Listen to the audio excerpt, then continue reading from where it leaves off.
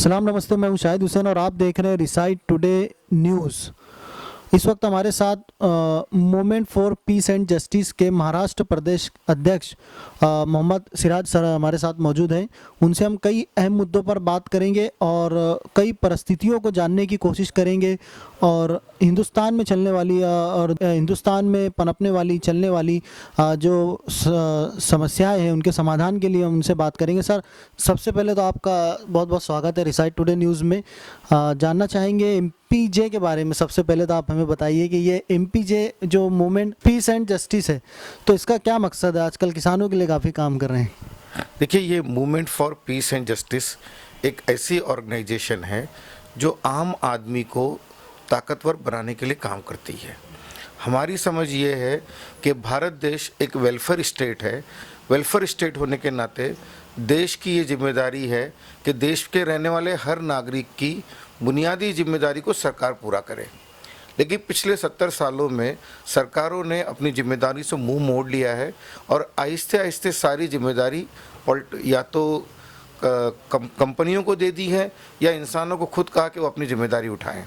इस वजह से आज हम देखते हैं कि पूरी दुनिया में भारत की इमेज जो ख़राब हो रही है, हर जगह पर भुखमरी में हमारा नंबर बहुत आगे बढ़ रहा है, बेरोज़गारी में हमारे पास लोग बहुत ज़्यादा बढ़ रहे हैं, बीमारी का इलाज हमारे पास नहीं हो पा रहा है, डॉक्टर्स हमारे पास अवेलेबल नहीं है।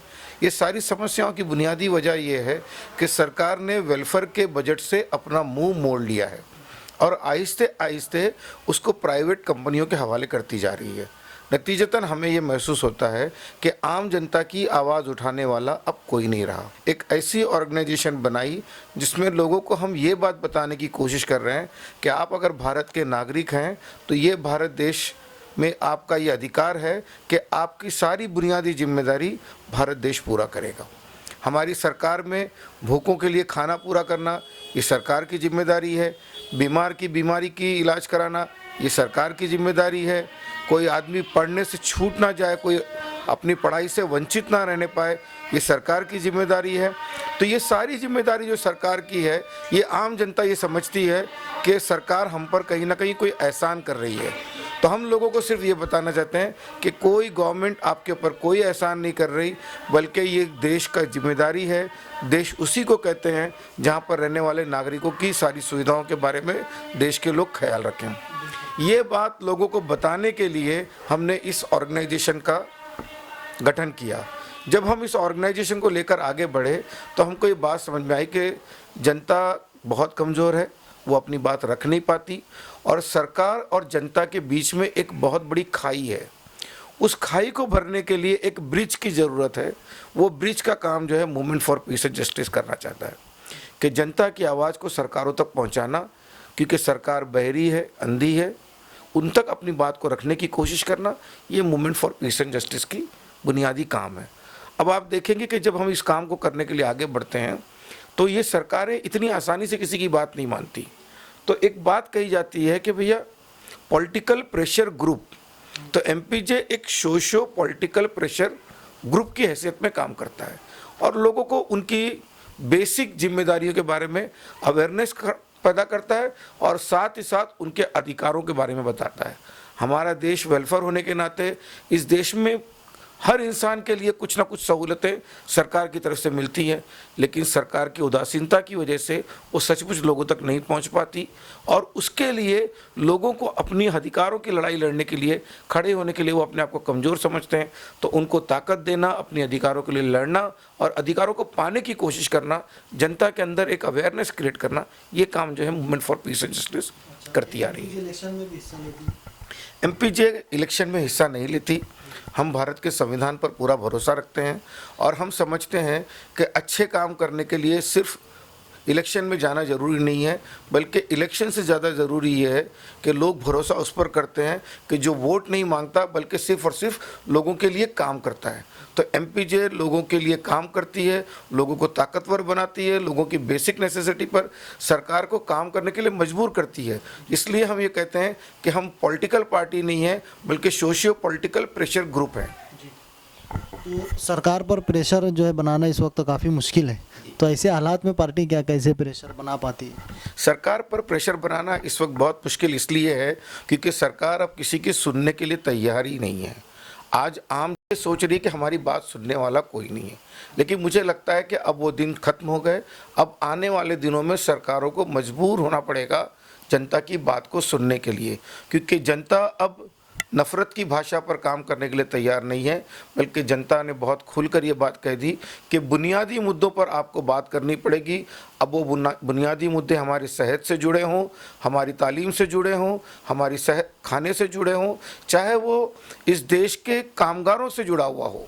आप देखेंगे कि अनऑर्गेनाइज्ड लेबर के नाम पर जो कुछ भी अत्याचार हमारे यहाँ हो रहा है, 92% हमारा कामगार अनऑर्गेनाइज्ड है, उसके बारे में सरकार इसी तरह उदासीन है। और साथ ही साथ किसानों के बारे में भी सरकार उसी तरह उदासीन है। लेकिन ये दोनों सेक्टर के लोग, अनऑर्गेनाइज्ड लेबर हो, चाहे वो हमारा मजदूर हो, बुनकर मजदूर हो, चाहे वो हमारा कंस्ट्रक्शन लेबर हो, ये सारे के सारे लोग यूनाइट हो रहे हैं और सारे के सारे एक ताकत बनकर सरकार को अपनी बात मजबूर करने की कोशिश कर रहे हैं। बिल्कुल। सरकार की तरफ से मिलने वाली जो सुविधाएं जनता को, उसके बीच में जो ऑफिसर आते हैं, अधिकारी आते हैं, तो उनमें एक बीमारी है, वो है भ्रष्टाचार की बीमारी। खत्म हो जाए तो सुविधाएं मिलना शुरू हो जाएगी। भ्रष्टाचार की जो बीमारी है, ये हैं वो कभी आपसे पैसा नहीं मांग सकते अगर उनको इस बात का डर हो कि आप कंप्लेंट करेंगे। कहीं ना कहीं हमारी गलतियों की वजह से या हमारी कमजोरियों की वजह से हम सिर्फ अपना फ़ायदा सोचते हैं, लोगों का फ़ायदा नहीं सोचते। अगर हम लोगों का फ़ायदा सोचें और एक लड़ाई खड़ी करें और जो भी करप्ट ऑफिसर है उसकी कंप्लेंट करें, चाहे मुझे उस वक्त फ़ायदा मिले ना मिले, लेकिन उस ऑफिसर को नुकसान होना चाहिए। और कोई सरकारी अफसर ये नहीं चाहता कि उसकी नौकरी खतरे में जाए। तो सरकारी अफसर को समझाना बहुत ही आसान है, करप्शन को रोकना बहुत आसान है। असल में सिर्फ काम इतना है कि हमारे दिल से लालच को ख़त्म होना चाहिए कि सिर्फ हम अपने फ़ायदे के लिए बात करें, बल्कि दूसरों को नुकसान पहुंचाएं। क्योंकि जनता अगर कहीं भ्रष्टाचार मतलब पैसा देती है, रिश्वत देती है, तो उसमें अपने फ़ायदे के तहत देती है। उसको असल में अपने फ़ायदे से ऊपर उठकर आम जनता के बारे में सोचना चाहिए। जैसा कि आपने बताया कि अब एक ब्रिज है जो सरकार से एमपी जो उसके लिए काम कर रहा है, तो कितना महत्व है इसका शिक्षा का इस ब्रिज बनने में? मतलब अगर हम युवाओं में अगर शिक्षा की जो है वो बढ़ जाए, कैपेसिटी जो है, कैपेबिलिटी जो है, क्योंकि बाज़ दफ़े जो है अनएजुकेटेड होने की वजह से भी एक खाई बनती जा रही है हिंदुस्तान में। तो भ्रष्टाचार उसमें भी हो रहा है, शिक्षा में भी हो रहा है, कई ढेर सारे मसाइल हैं। तो युवाओं में कैसे जागरूकता आप पैदा करना चाहेंगे, क्योंकि इस देश में सबसे ज़्यादा युवा है? ये देश दुनिया के अंदर युवा देश के तौर पर जाना जाता है। यहाँ की 60% आबादी युवाओं के तौर पर जानी जाती है। तकलीफ़ की बात यह है कि इतने सालों बाद भी देश का युवा देश को समझ ही नहीं पा रहा है। देश जो वेलफेयर स्टेट होने के नाते देश में हर चीज़ मौजूद है। ये देश बिल्कुल ये समझिए कि अमेरिका के ग्रीन कार्ड की तरह हमारे देश का कार्ड भी है। यहाँ बच्चे के पैदा होने से लेकर उसके बड़े होने तक उसकी नौकरी, उसका खाना, इस सब कुछ सरकार की जिम्मेदारी है। लेकिन अफसोस की बात यह है कि हमारी लाइल्मी की वजह से या हमारी मालूमात कम होने की वजह से हम ये सब बातें जान नहीं पाते। हम इन्हीं बातों की तरफ लोगों को बताना चाहते हैं। हम यही बातें लोगों को समझाना चाहते हैं कि आपके लिए बहुत कुछ है। आप बजट उठा के देखिए, भारत का वेलफेयर का हज़ारों करोड़ का बजट है, लेकिन अफसोस की बात यह है कि उस बजट तक हम पहुंच नहीं पाते और सही ज़रूरतमंद लोगों तक वो बजट का पैसा मिल नहीं पाता।